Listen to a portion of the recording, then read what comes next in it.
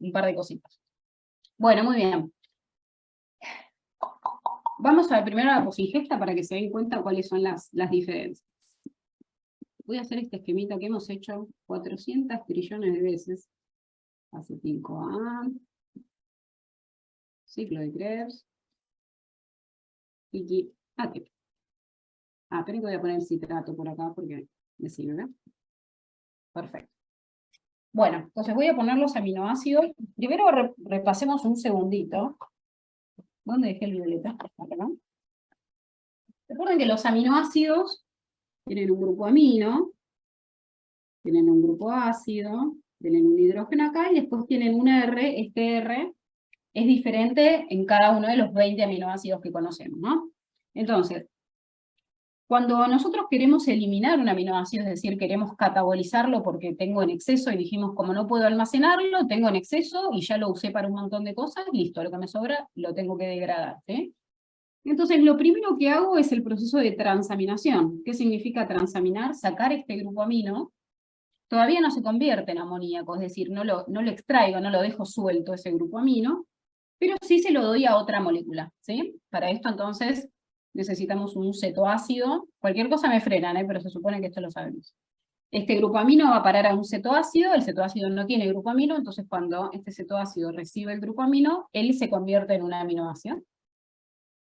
Lo importante es que, bueno, después de eso tenemos la transaminación y la desaminación oxidativa. En la desaminación oxidativa, este grupo amino finalmente se termina convirtiendo en amoníaco, que luego, por una cuestión química, toma un protón y se convierte en amonio, ¿sí?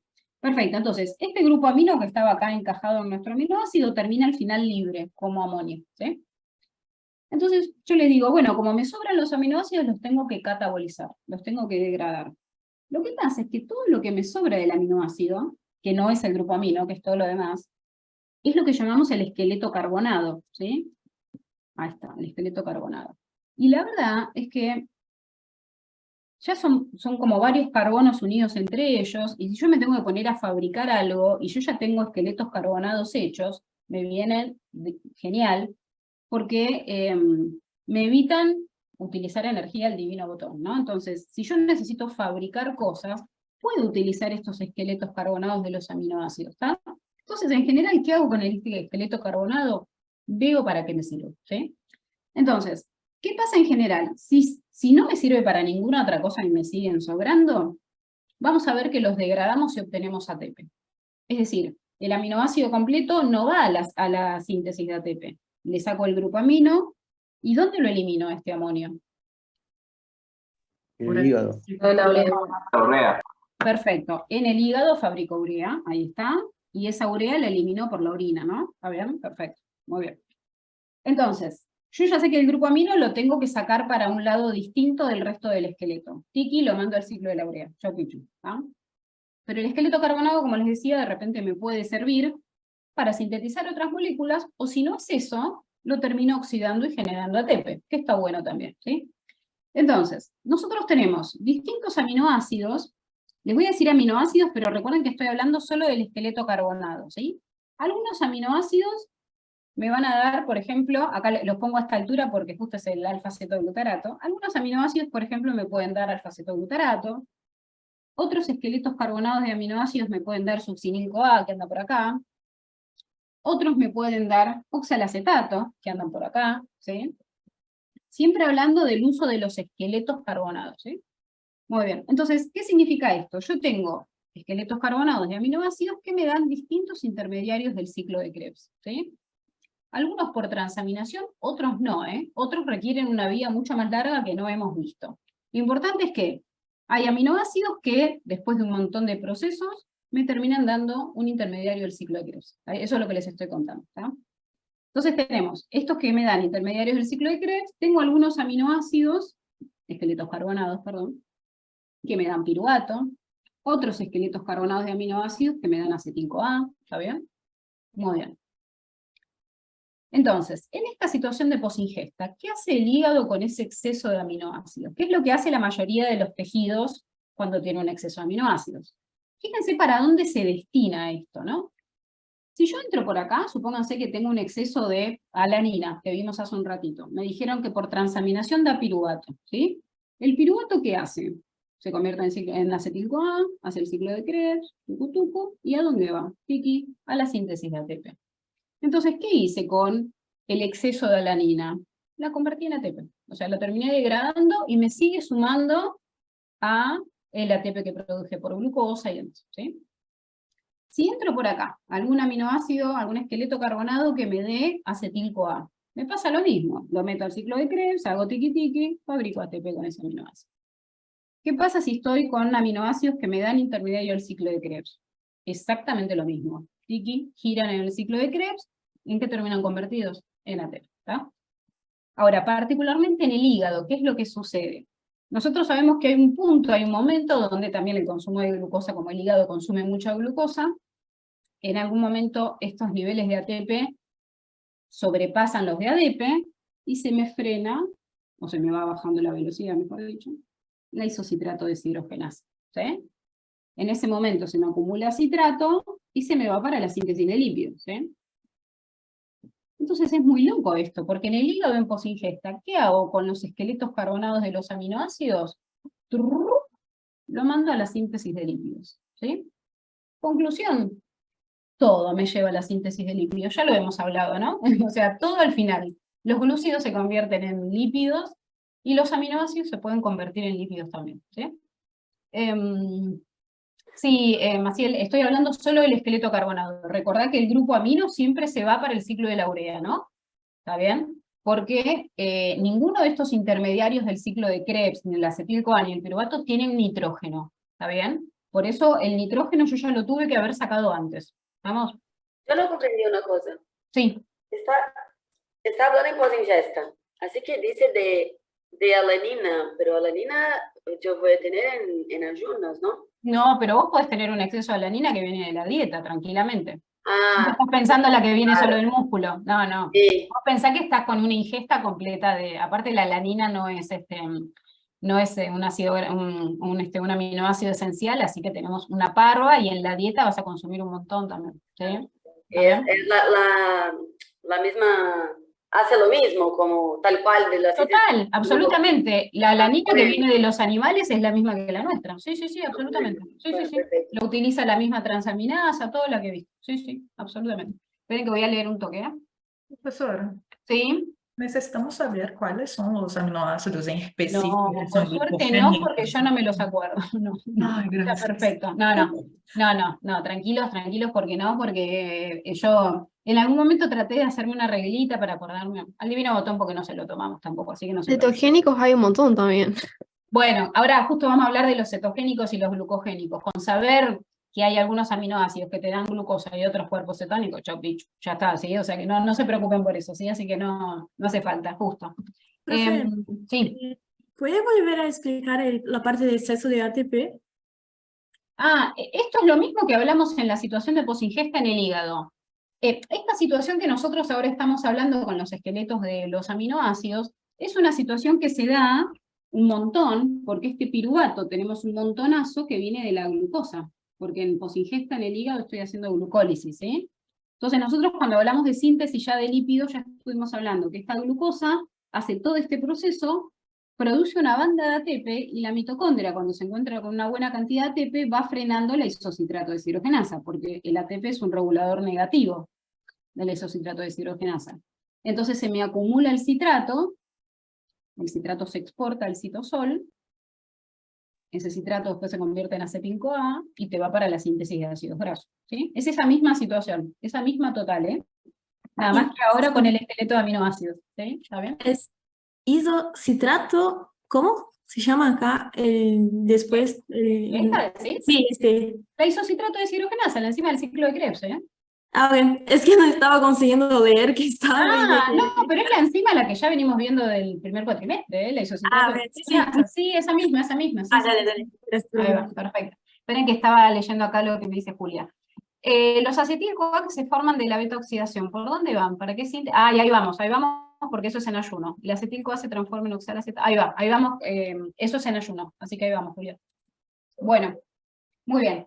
Entonces, como le decía, en posingesta, particularmente en el hígado, el exceso de esqueletos carbonados de aminoácidos se me deriva para la síntesis de lípidos. ¿Sí? ¿Está bien?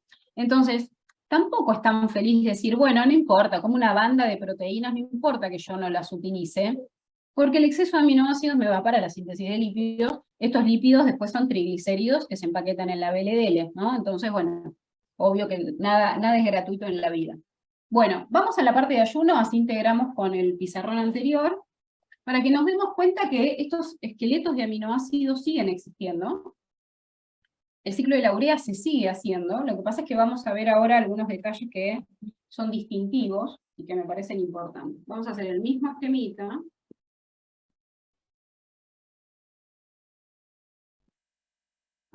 A. Voy a poner el oxalacetato por acá. Se supone que deberíamos hacer esto. Se supone, tiki-tiki. Más o menos cerraríamos el ciclo de Krebs.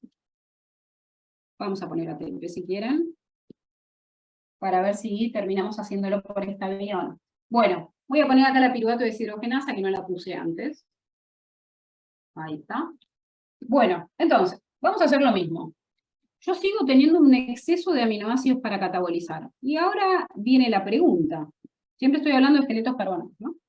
Uno dice, está bien, en posingesta yo te entiendo que vos tenés un exceso de aminoácidos, porque en general la dieta te provee un montón de aminoácidos y puede ser que muchos no utilizan. En ayuno, que uno siempre cree que está muerto de hambre, ¿no? ¿Por qué voy a tener un exceso de aminoácidos? ¿Quién me está dando aminoácidos? ¿Por qué tengo un montón? ¿Qué tejido me da un montón de aminoácidos? El músculo. Perfecto. Entonces, ¿de dónde viene el exceso de aminoácidos que tengo dando vueltas en ayuno? Porque el músculo le está mandando al hígado aminoácidos, ¿sí? Para poder hacer la gluconea. Entonces, en ayuno también tengo exceso de aminoácidos. Eso es importante, ¿está? Porque si no, uno piensa que uno no tiene en ayuno exceso de algo y también lo tiene, ¿sí?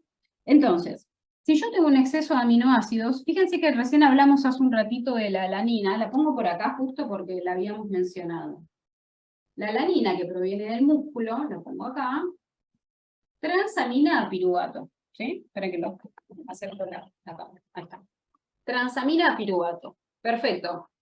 El piruvato no tiene nitrógeno, entonces, ¿qué tuve que hacer con el grupo amino? Lo tuve que sacar, ¿sí? Y finalmente, luego de varios procesos, lo termino convirtiendo en amonio, o sea que me va al ciclo de la urea, ¿está bien? Es decir, ¿que fabrico urea en ayuno? Sí, por supuesto. Sí, por supuesto, ¿está? Muy bien. Lo que estoy haciendo ahora es, ¿qué hago con el esqueleto carbonado? Como siempre. Entonces, ahora voy a poner dos colores. Voy a poner aquellos aminoácidos que me dan piruvato, por ejemplo, acá les puse el ejemplo de la alanina, pero hay otros. Aminoácidos que me dan oxalacetato, aminoácidos que me dan otros dos intermediarios del ciclo de Krebs, es decir, estos están en violeta, ¿sí? Estoy dibujando en violeta aquellos que me dan intermediarios del ciclo de Krebs o que me dan piruvato. Los que me dan acetil-CoA no los voy a poner con este color, los vamos a poner con otro. A ver si los llegan a ver. Vieron que la luz no es muy buena, que digamos.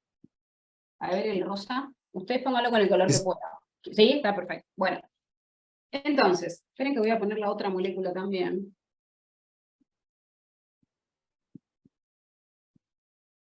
Miren a quién estoy poniendo. Al acetoacetato. El acetoacetato es un cuerpo cetónico, ¿sí? Ahí está. Y tengo algunos aminoácidos que me dan acetoacetato, ¿sí? Entonces, y de hecho el acetil-CoA se convierte en acetoacetato. So, estoy separando ahora, antes no me importaban, porque todos iban a parar a la misma bolsa, ¿no? En posingesta, todo iba a parar a la misma bolsa, así que chau pincho. Pero ahora sí estoy separando los esqueletos, los que me dan acetil-CoA o acetoacetato, del resto de los aminoácidos, ¿sí? ¿Por qué? Sí, Pi. Este acetoacetato que está dando, como ya estamos trabajando con la acetil-CoA, sería mitocondrial. Entonces, no hay posibilidad de que salga el citosol para que también pueda hacer síntesis de colesterol. No, porque la síntesis de colesterol se da en posingesta, y esto es en ayuno. Ah, ok. Así que la enzima, la HMG-CoA reductasa, no va a estar activa. Así que todo acetoacetato que tengas en esta situación metabólica no va a ir a la síntesis de colesterol. ¿Sí? Estamos bien, ¿no? Bueno, entonces les decía, resulta que acá, como acá le decíamos, en posingesta todo va a parar al mismo lugar, porque el piruvato se convertía en acetil-CoA, porque acá la piruvato no la puse, pero la piruvato deshidrogenasa está activa, así que todo esto se convertía en acetil-CoA y el ciclo de Krebs giraba como loco. ¿Sí? ¿Qué es lo que me pasa acá? El primer tema que tengo es que estoy haciendo beta-oxidación, lo voy a poner por acá. Recuerden que el hígado en ayuno está haciendo beta-oxidación. La beta-oxidación me produce ATP. Esto ya es un tema, ¿sí? Y no solo me produce ATP, sino que lo que me produce es acetil-CoA como producto, ¿sí? ¿Está bien? Estoy tirando flecha, ¿no? La beta-oxidación me produce ATP porque produce NADH y FADH2, dijimos, ¿sí? Y además, como producto, me genera acetil-CoA. Así que este acetil-CoA está elevado en el hígado en ayuno, ¿sí? Muy bien. Entonces, ¿de dónde viene este acetil-CoA? Que tengo un montón. Viene de la beta-oxidación, y tengo algunos aminoácidos que también me dan acetil-CoA, ¿está bien? O sea que todo me colabora con el acetil-CoA. Entonces, ¿qué pasa acá? Recuerden que el acetil-CoA aumentado inhibe la piruvato deshidrogenasa, ¿está bien? Así que la tacho, la piruvato deshidrogenasa, para que se den cuenta que está apagada, que está inhibida. Entonces, todo el piruvato que tengo no se va a convertir en acetil-CoA, se va a convertir en oxalacetato. Esto es una reacción anaplerótica, y es una enzima de la gluconeo. ¿Cuál es esta enzima? Piruvato carboxilasa. Perfecto, la piruvato carboxilasa, total. ¿Sí? Ahora, ¿por qué el piruvato toma esta vía? Primero porque tiene dos vías, o la piruvato deshidrogenasa o la piruvato carboxilasa. La piruvato deshidrogenasa está apagada por el propio acetil-CoA. Y el propio acetil-CoA es estimulador de la piruvato carboxilasa. ¿Sí? Acá todo lo dirige el acetil-CoA, como se darán cuenta es bastante capanga, ¿no? Dentro de la mitocondria. Entonces, tengo una banda de acetil-CoA que no está viniendo del piruvato, y está viniendo de la beta-oxidación. Tiki, tiki, tiki. ¿Por qué quiero beta-oxidación? Porque el hígado en ayuno está haciendo gluconeo. Entonces, hay un montón de ATP, y tengo un montón de acetil-CoA producto de esos ácidos grasos. Entonces, este exceso de acetil-CoA me va a frenar la piruvato deshidrogenasa, y me va a estimular a la piruvato carboxilasa. Entonces, todo piruvato que yo tenga, lo derivo para directamente la síntesis de oxalacetato. ¿Sí? Primera reacción de la gluconeo. ¿Qué hago con el oxalacetato? Lo saco para la síntesis de glucosa. Entonces, uno estaría tentado de pensar, bueno, si tengo un montón de acetil-CoA, tengo 10 millones de acetil-CoA, necesito 10 millones de oxales acetatos para formar 10 millones de citratos y hacer 10 millones de ciclo de Krebs. Bueno, la verdad es que el oxalacetato tiene un destino más importante ahora, que no es hacer el ciclo de Krebs, sino es drenarse del ciclo de Krebs para ir a fabricar glucosa. ¿Sí? ¿Está bien? Por lo tanto, no tengo todo el oxalacetato del mundo disponible para unirme con el acetil-CoA y formar citrato. Por lo tanto, esta reacción se lleva a cabo bastante poco. No digo que no se lleve a cabo, digo que se lleva a cabo poco. O sea que tengo una parva de acetil-CoA que viene de la beta-oxidación, que no entra al ciclo de Krebs, porque no puede, porque casi que no se está llevando a cabo, por lo tanto su destino va a ser otro, la síntesis de cuerpos cetónicos. ¿Sí? Entonces, ahora sí me interesa saber los esqueletos carbonados, qué moléculas me dan. Porque aquellos que dibujé en violeta, y que son, y que me van a dar piruvato, o me van a dar intermediarios del ciclo de Krebs, esos aminoácidos, les pongo acá una cajita violeta, se llaman glucogénicos. Es decir, van a la síntesis de glucosa. ¿Sí? Aquellos aminoácidos que me dan acetil-CoA o acetoacetato, se llaman cetogénicos porque van a la síntesis de cuerpos cetónicos.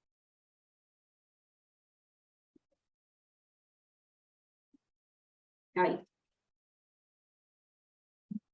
Muy bien. La cosa es un poquito más compleja porque tengo aminoácidos que son exclusivamente glucogénicos, tengo aminoácidos que son exclusivamente cetogénicos, y tengo aminoácidos que son mixtos, es decir, que me pueden dar cualquiera de las dos moléculas, ¿sí? No importa, con que sepan esas esa definición, estamos bien, ¿sí? No pasa nada, no hace falta saberlos, como me preguntaban recién. Lo que sí es importante entender es que aquellos que son exclusivamente cetogénicos solo me pueden dar cuerpos cetónicos en ayuno en el hígado, porque es el único que los fabrica, ¿está bien? Y aquellos que son glucogénicos van a ser derivados a la síntesis de glucosa, ¿no? Van para la gluconeo, ¿sí? ¿Está bien? Sí, pero los glucogénicos también tengo en ayuno, ¿no? Como la gluconeo. Es que estos que estamos hablando van para la gluconeo. Sí. Acordate que la gluconeo utiliza oxalacetato, entonces, recién dijimos, bueno, ¿de dónde puede venir el piruvato? El piruvato puede venir de la alanina Sí, de o la del alanina. lactato, perfecto, exacto. Ahora porque estoy hablando solo de aminoácidos, pero la verdad es que el piruvato también viene del lactato. Sí, total. Muy bien, entonces, fíjense que yo antes hablábamos solamente de la alanina como dador de piruvato, porque realmente es el más representativo y hay una banda de alanina en el cuerpo, pero fíjense que hay otros aminoácidos, a los que llamamos glucogénicos, que también me los manda el músculo, pero no me dan piruvato, me dan intermediarios del ciclo de Krebs, ¿está bien? Así que el hígado en esta situación los utiliza para formar glucosa. Profe, ¿Sí?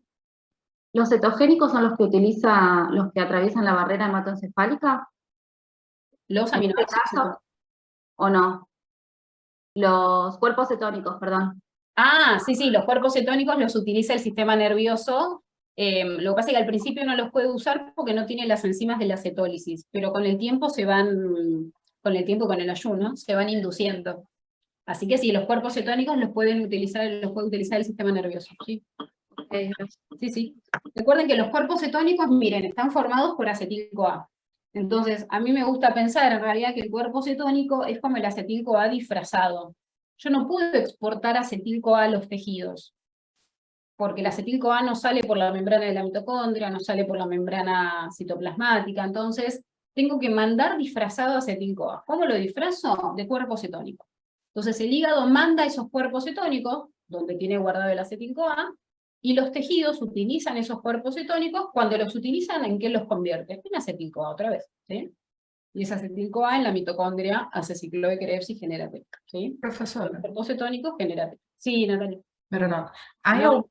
alguma enzima de la cetólise que sea modulada por glucagon, o adrenalina, o cortisol? No, la verdad es que ya me preguntaron algunos chicos, de hecho alguno creo que dijo, digamos, de la regulación por glucagón. Yo no lo leí en ningún lado, ¿sí? Quizás lo hay y yo me lo perdí, pero la verdad es que, hablando con Gustavo, que es más bioquímico, cuando tenemos que hablar de cómo regulamos la síntesis de cuerpos cetónicos, lo que tenemos que pensar es en la cantidad de ácidos grasos que vienen del tejido adiposo, ¿sí?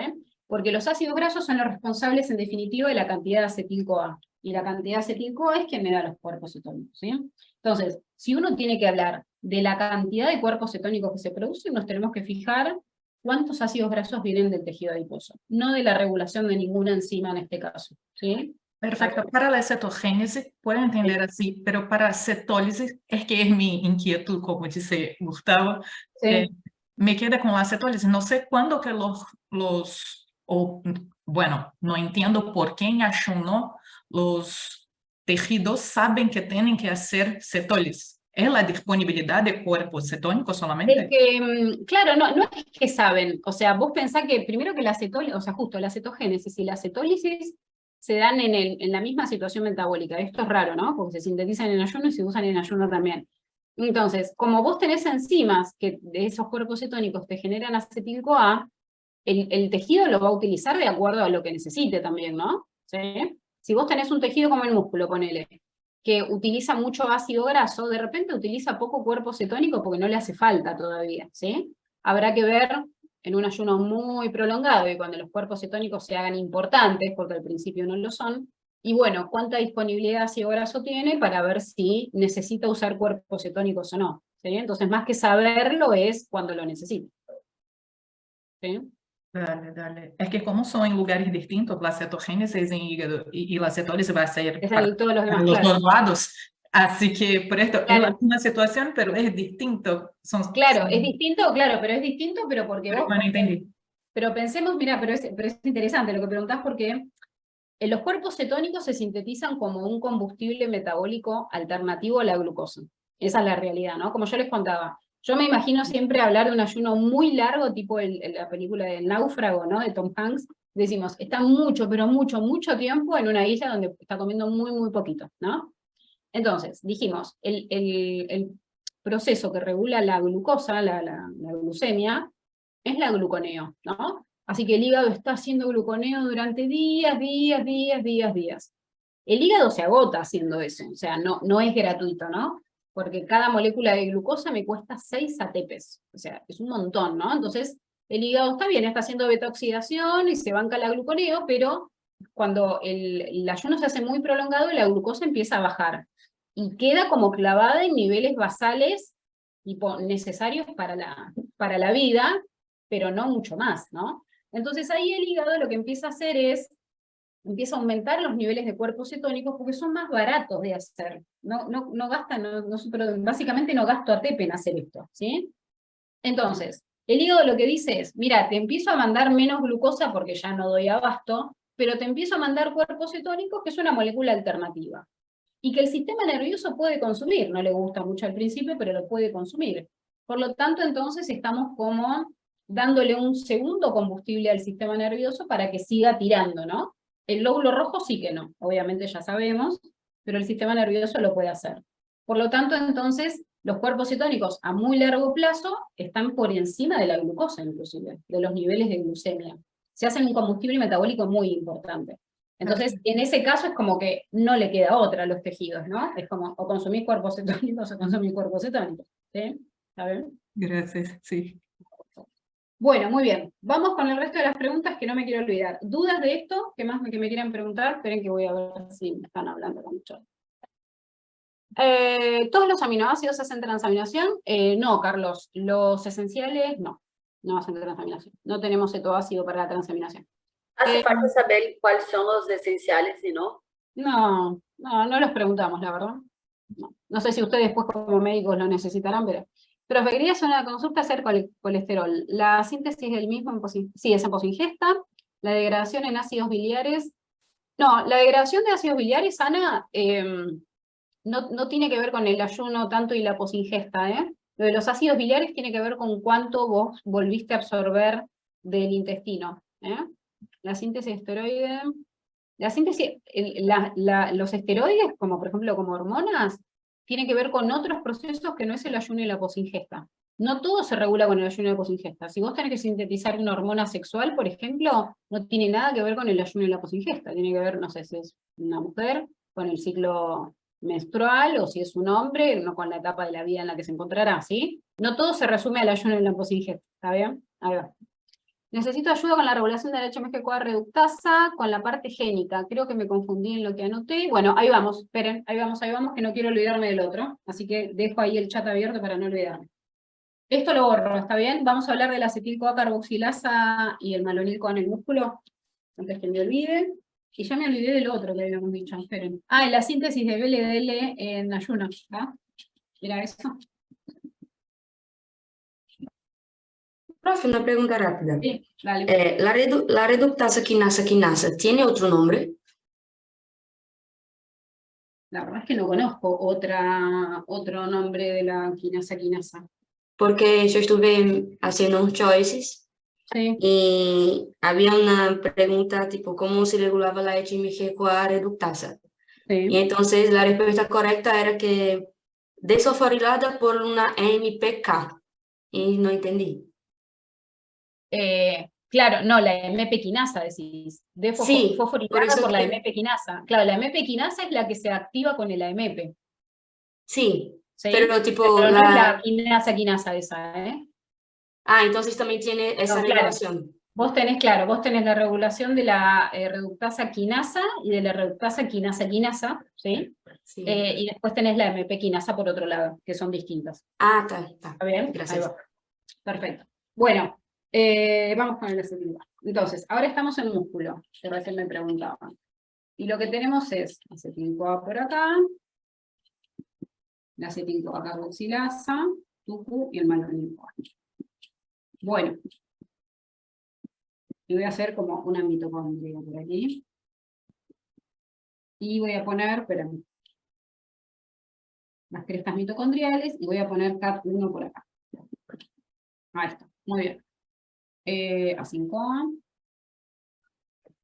Bueno, entonces, esta pregunta es muy loca, ¿no? Es bastante normal que nos surja en esta pregunta, porque nosotros sabemos que el malonico A normalmente, si estuviéramos en el hígado, iría para el complejo multienzimático ácido graso sintetasa a formar ácidos grasos. Recién en el chat alguien decía, pero ¿será que el músculo no tiene ese complejo multienzimático ácido graso sintetasa, entonces por eso no forma ácidos grasos? Bueno, no tendría que tener ese complejo, ni tampoco tener esta enzima, porque si no, ¿para qué la quiere? Si no va a seguir a sintetizar ácidos grasos, ¿para qué la quisiera? Lo que pasa es que el malonico A, dijimos, es un inhibidor de CAT1, ¿está bien? Es un regulador alostérico. Entonces, la cal-acetilco A-carboxilasa nos sirve solamente como productor de esta molécula que es reguladora de CAT1. ¿Y por qué es tan importante? Porque la entrada de los ácidos grasos a la mitocondria depende de CAT1, ya lo sabemos, ¿no? Los ácidos grasos de cadena larga, ¿no? No voy a hablar de los otros. Entonces, depende de CAT1. Entonces, acá el objetivo no es inhibir CAT1, como siempre les digo. Si yo tengo acá un regulador negativo, lo que estoy queriendo hacer es regular, no suprimir. Entonces, si yo ya tengo, por ejemplo, en el músculo, como les decía, si el músculo entonces está contrayendo, estoy haciendo una maratón, ¿no? Donde necesito mucho oxígeno, o estoy utilizando además un poco de glucosa, estoy utilizando ácidos grasos, yo necesito que los ácidos grasos ingresen a la mitocondria. ¿Qué tiene que pasar con CAT1? No tiene que estar inhibida. Tiene que permitir la entrada de los ácidos grasos a la mitocondria. Está bien eso, ¿no? Entonces yo a partir de acá sintetizo aquello. Perfecto. Y sigo contrayendo el músculo. Tiqui, tiqui, tiqui, tiqui. Bien. Ahora, ¿qué pasa ya cuando estoy en reposo? La verdad es que si estoy en reposo, la cantidad de de ATP que voy a necesitar es mucho menor. ¿Tengo que seguir entrando como loco ácidos grasos? No, tengo que parar un poco la entrada de ácidos grasos. No quiere decir que no entren más, digo lo mismo, ¿no? Sino que empiezo a bajar la velocidad de entrada. ¿Cómo hago para bajar la velocidad de entrada? Tengo que ir inhibiendo, aunque sea de ratos, CAT1, ¿está bien? Entonces, ¿cómo inhibo CAT1? Tiene que aparecer el malonico, porque no lo regula otra cosa, ¿sí? Entonces, ¿qué pasa cuando el ATP aumenta en el músculo? Porque ahora estoy en reposo. ¿Cómo hago para que dejen de entrar los ácidos grasos? Este ATP que está elevado y que está en reposo, me frena otra vez la isocitrato de deshidrogenasa. La misma situación que vimos en el hígado, y acá se puede cumplir perfectamente, porque la verdad es que el ciclo de Krebs en el músculo, por supuesto que se lleva a cabo normalmente. Se frena el isocitrato de deshidrogenasa y se exporta citrato. ¿Está bien? O sea que el citrato aumenta. Y ya estamos pensando en la síntesis de ácidos grasos. No, el músculo no quiere eso. El aumento de citrato produce un aumento de acetil-CoA. Y este aumento de acetil-CoA me produce un aumento de malonico-A. Y el malonico-A no se va a ningún lado. Solamente lo que va a venir a hacer es a bajarle un cambio a CAT1. Entonces, si mi mitocondria ya tiene una buena cantidad de ATP, toda esta voltereta me permite producir malonico-A e inhibir por lo menos de a ratos CAT1. Por lo tanto, voy frenando un toque la entrada de los ácidos grasos a la mitocondria. ¿Se dan cuenta? ¿Sí? ¿Para qué está la enzima? Esta sería la 2, la acetil-CoA-carboxilasa 2. La regulación de ella, entonces, es al revés de la que está en hígado. Es al revés de la que está en hígado y no tiene que ver con el glucagón ni tiene que ver con la insulina. Exactamente. Y también nada que ver con cortisol o nada de esto. No, acá me parece que el cortisol no, yo no recuerdo haber visto cortisol acá. Acá tiene regulación por adrenalina o por AMP quinasa, por ejemplo. Ah, perfecto. ¿Está bien? ¿Entendido? Entonces, fíjense qué voltereta que hace el músculo, pero es interesante cómo modula la propia entrada de los ácidos grasos, porque si no necesito tanto ATP, yo tengo que frenar esa entrada. Y para eso necesito inhibir CAT1. ¿Sí? Profe, si me pregunto también durante contracción intensa, porque no voy a tener oxígeno y la oxidación necesita. ¿Puedo utilizar este ejemplo también? ¿Y podés utilizar, esto decís, estos ácidos grasos? No, del malonico-A para inactivar la CAT1. Si el músculo, lo que pasa es que vos lo que necesitas en esa situación es que no haya malonico-A, si vos tenés que usar muchos ácidos grasos, ¿no? Si el músculo está en contracción, ponele que estoy haciendo una maratón, como te decía, que utilizo un montón de ácidos grasos, Yo necesito que no haya malonyl-CoA, porque así no me inhibe CAT1 y los ácidos grasos pueden entrar, ¿sí? ¿Y esa en qué situación se va a dar? Cuando el ATP no esté elevado, cuando lo que esté elevado es el ADP y todo esto siga funcionando. No va a haber citrato en el citosol y no va a haber mucho acetil-CoA, por lo tanto no va a haber malonyl-CoA. ¿Está bien? Bueno, al final borré todo.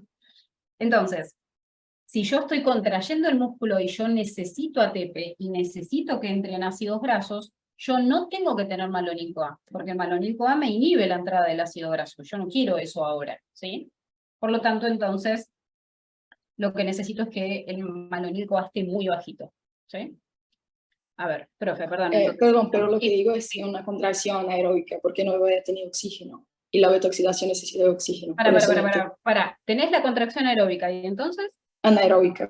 Ah, Sí, anaeróbica. eso. No, esto no lo podés hacer. Esto no lo podés hacer porque no te funciona la mitocondria directamente. ¿Está bien? Si vos no tenés gracias la a eso. mitocondria... Ah, no, claro. En situación anaeróbica no podés usar ácidos grasos. Por eso, digamos, cuando uno está haciendo un ejercicio muy intenso, por ejemplo, no sé, un levantamiento de pesas, no utiliza ácidos grasos. Utilizas todo tu glucógeno y toda tu glucosa. Y tu energía sale de ahí. No de acá, porque como estás en contracción anaeróbica, el ácido graso no puede ser utilizado en la mitocondria. ¿Está bien? Y el ATP que lográs es solamente por la glucólisis anaeróbica, hasta producir lactato. ¿Estamos bien? Profe, ¿Sí? ¿el músculo en reposo utiliza los ácidos grasos de la beta-oxidación? Sí. ¿Solamente de ahí viene? El ATP, sí, el ATP viene solamente de ahí. Mientras está en reposo, sí, no utiliza glucosa en principio, ¿sí? Solo de los ácidos grasos. ¿Está? Okay. Espérenme que me están haciendo explicar algo sobre déficit de carnitina en el músculo y el hígado, porfis. Bueno, es bastante lineal digamos, el déficit de carnitina. Ahora cuando se los cuente se van a dar cuenta enseguida. Esperen. Hay una pregunta en la guía que dice cómo influye el estrés fisiológico. ¿Podríamos verla para tener una percepción de qué me dice que tome en cuenta? El estrés fisiológico sería el aumento de cortisol. Tendrías que fijarte qué hace el cortisol sobre el tejido adiposo y el hígado, ¿sí? En el hígado ya sabemos que estimula la gluconeo, o sea, la producción de glucosa. En el tejido adiposo induce la lipasa hormona sensible, entonces te favorece la lipólisis, ¿está bien? Es una mentira, porque el estrés a mí me hace engordar. ¿Viste? Pero eso es una cuestión psicológica, Bueno. porque, ¿viste? La ingesta de alimento tiene que ver con otras cosas también. Ojalá fuera todo fisiología, ¿no? ¿Está bien, Luisa, con eso? Justamente vimos el efecto del cortisol en esos tejidos, así que pensando que el estrés te genera cortisol, puedes verlo de esa manera, ¿sí? Me están preguntando el déficit de carnitina. Y me falta todavía hablar de lípidos en ayuno, ¿no? Sí. Es muy posible que en un ratito se nos vaya a cortar. Como tenemos que seguir haciendo consultas, les voy a subir otro link en el campus, ¿está bien? Como para conectarnos en el link de las 10:30. ¿Estamos? Estén atentos a eso, porfa, ¿sí? Porque no vamos a poder seguir con este link, me imagino que en un rato se va a cortar. ¿Está? Carnitina. ¿La carnitina para qué me sirve? Para el transporte del ácido graso a la mitocondria. Perfecto. Recién hablamos justo de CAT1, que entraba el ácido graso a la mitocondria, pero bueno, CAT1 se encarga de que la carnitina se una al ácido graso, porque es la carnitina la que es el transportador, la carnitina es la que ingresa el ácido graso, ¿no? Entonces, acá me preguntan qué efecto tiene un déficit de carnitina, pensemos que no tengo carnitina, en el hígado y en el músculo. Vamos a ver entonces, si yo no tengo carnitina no puedo hacer beta-oxidación, ¿está bien? Porque no puedo entrar los ácidos grasos a la mitocondria, así de sencillo. Entonces no tendría beta-oxidación. Tiki, no tengo, ¿está? Pensemos, ¿para qué quiero la beta-oxidación en el hígado? ¿Para qué me sirve hacer beta-oxidación en el hígado? Para el gluconeo. Energía para el gluconeo. Perfecto. Era sustrato para el gluconeo. Para disponer ATP para la gluconeo. Entonces, la carnitina no tiene nada que ver con la gluconeo, pero necesito hacer la beta-oxidación previamente, que eso depende de la carnitina, para poder tener el ATP suficiente para hacer la gluconeo. Entonces, ¿qué genera un déficit de carnitina en el hígado? Que no pueda hacer la gluconeo y no pueda regular el ayuno a largo plazo. ¿Sí? ¿Está bien? No puede regular la glucemia a largo plazo en ayuno. ¿Sí? ¿Está bien eso? Tampoco va a poder generar energía suficiente para sus actividades, ¿no? Porque Durante el ayuno, post ingesta, sí. lo hacemos con la glucosa, ¿no? Pero sí, tal cual. Para las otras cosas que necesita, perfecto. Sí, sí, sí. Si lo queremos acortar un poquito más, hablamos de la gluconeo. Si no, es cierto que se queda sin energía para hacer cualquier otra cosa. Sí, sí, total. Y el músculo, dijimos que el músculo también necesita la carnitina para poder meter su ácido graso a la mitocondria para poder hacer beta-oxidación. Entonces lo que les estoy diciendo es que el músculo tampoco podría hacer beta-oxidación. Ahora, justamente estamos diciendo, el músculo hace beta-oxidación en todo momento. Si está relajado, está en reposo, hace beta-oxidación. Si está en contracción aeróbica, hace beta-oxidación. O sea, básicamente el músculo se queda sin ATP. ¿Está bien? Así que ahí viene como la debilidad muscular. Entonces, el déficit de carnitina en el músculo, ¿qué es lo que me acarrea? Debilidad muscular. Me quedo sin ATP, inclusive para el reposo, ¿no? Estoy hablando, ¿sí? ¿Está bien?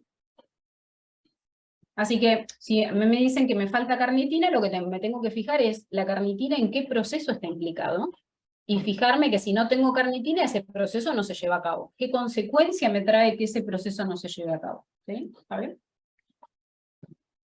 Vamos con la síntesis de BLDL en ayuno. Tengo 400.000 millones de mensajes. Esperen que no quiero perderme ninguno. Perdón si me salteo alguno. A ver. Intoxicación por amonio, cortito, que no, intoxicación por amonio. Por ejemplo, la encefalopatía hepática. A ver si es eso. Ay, pensé que se me había cortado, perdón. Muy bien. En el músculo CAT1 es regulada por malonil-CoA y en el hígado en ayuno también. Sí, sí, todo esto, digamos, también el malonil-CoA. Piensen que la enzima en todo caso lo que estará es poco inducida y tenés poco malonil-CoA, ¿sí? Pero fíjate que el hígado en ayuno está haciendo mucha beta-oxidación. O sea que CAT1 funciona re bien, y eso es porque hay muy, muy poquito malonil-CoA, ¿sí? El malonil-CoA está muy elevado en posingesta, ¿sí? ¿Está bien, Caro? A ver. En el tejido adiposo hago beta-oxidación, me va a generar acetil-CoA para que... no, la beta-oxidación en el tejido adiposo te sirve para la síntesis de ATP, no para otra cosa. Es que aún no entiendo. Ah, bueno, a ver, ahí voy a hablar de lo de la... Pero no olvidarme, de el amonio. Estamos con la síntesis de BLDL, ¿no? Entonces, esperen que voy a poner ayuno. Voy a poner posingesta. Bueno, nosotros sabemos que el hígado sintetiza triglicéridos, por supuesto, y esto sale en la BLDL, con acil-CoA y con glicerol 3-fosfato. Ahí está, muy bien. ¿De dónde sacamos glicerol 3-fosfato? Lo sacamos de la dihidroxiacetona-fosfato, que viene de la glucólisis, acá glucosa, ¿sí? Ahí está. Y del glicerol, gracias a la glicerol-quinasa, que proviene del kilomicrón remanente. Ahí está. Perfecto. Así que tengo dos fuentes de glicerol, la dihidroxiacetona-fosfato de la glucólisis y el glicerol que proviene del kilomicrón remanente, ¿sí? Muy bien. Después, acil-CoA, ¿de dónde saco? De la síntesis de Novo. Todo esto fue también gracias a la glucosa. Y los ácidos grasos que vinieron de la dieta, ¿sí? En el kilomicrón remanente. Este glicerol también es de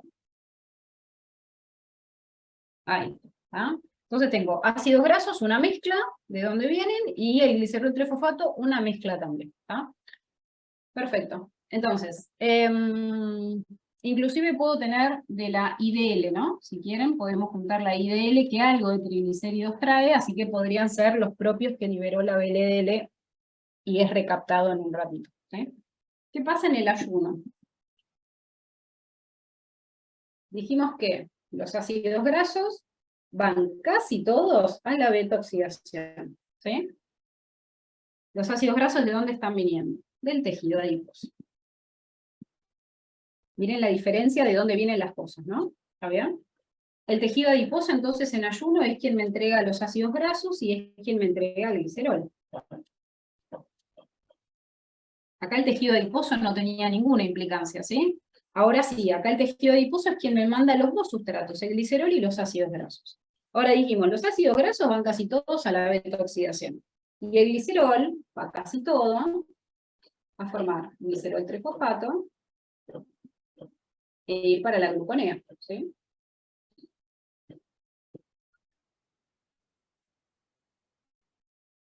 Muy bien. Entonces, yo lo que les cuento es que con lo que me sobra de ácidos grasos y lo que me sobra de glicerol trifosfato que no está siendo utilizado, sintetizo triglicéridos y lo mando a la vena. ¿Está bien? Entonces, acá lo que hacemos es como una síntesis residual, ¿sí? Es con lo que me sobra del material que no uso, básicamente, ¿sí? Muy bien. ¿Se dan cuenta qué diferente es de dónde vienen los sustratos en ayuno y en posingesta? ¿Sí? Para esta síntesis es bien distinto, ¿sí? A ver, Natalia, ¿qué relación metabólica hay entre el metabolismo y la glucosa, entre neurona y astrocito? Es que me parece que eso tenía que ver con el lactato. Ahora mientras voy haciendo lo de la neurona, voy a tratar de hacer memoria de eso, ¿sí?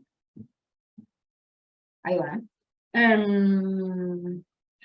Bueno, listo, me saqué esto que ya quería comentarles, que me parece importante también. Esta es una pregunta que entra en el final de una, ¿eh? De una, esto se puede preguntar de manera oral perfectamente. Lo borro, ¿estamos? ¿Sí? Me estaban hablando de la toxicidad del amoníaco. Así que repasemos brevemente eso. Son y cuarto, es posible que se me esté por cortar. Voy subiendo el otro link, ¿sí? El otro link va a empezar 1:30, así que por lo menos cortamos 15 minutos, ¿puede ser? Esperen que voy a tratar de tomar nota. Sí, profe, mejor. ¿Sí? Sí, porque están todos cansados, así que un segundito. Como no quiero perder lo del chat, denme un toque que anoto en algún lado lo que preguntamos. Oh, toxicidad de la amoníaca. A ver. Toxicidad. Profe, en otro libro, ¿puede hablar un poco sobre en qué debemos enfocar sobre nucleótidos? Sí. Gracias. Sí, es difícil, no porque sea difícil el tema, es porque yo les puedo decir lo que es más importante, qué sé yo, pero de repente hay una pregunta ahí que puede ser fundamental y no sé si la van a estudiar, pero bueno, vamos a intentarlo. Nucleótidos, de hecho, esperen que había alguien que me había hablado de la xantinoxidasa, así que si estamos ahí presentes todavía, me la vuelven a hacer porque no me acuerdo, estaba muy arriba, ¿sí? ¿Está bien? Sí, Yo vamos tengo a cambiar. una pregunta de nucleótidos que es la importancia metabólica de la AMP desaminasa en el músculo esquelético en contracción. Sería Ok. Bueno, esperen. por ser de baja regulación ATP-ADP. Esperen, AMP de aminasa en el músculo, sí, ahí está. Sí, porque la AMP de aminasa es una enzima que cuando está catabolizando el AMP, que es un nucleótido que va a degradación, produce amonio, ¿no? Así que ese amonio va al ciclo de la urea también. ¿Ah? Bueno, ahora hablamos de esto, ¿sí? La regulación de HMG reductasa.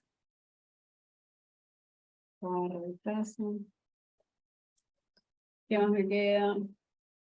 No, o sea, explicar el metabolismo del hierro, no. O sea, acá la idea no es explicar temas enteros, ¿no? Sino que me hagan preguntas particulares, porque me dicen, no entendí esta parte, pero no el metabolismo entero, ¿sí? Es un delirio, si no, chicos, ¿sí?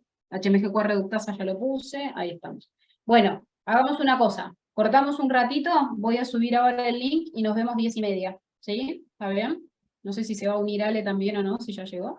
Bueno, si no, nos volvemos a ver nosotros. ¿Vamos? Así que nos vemos en un ratito.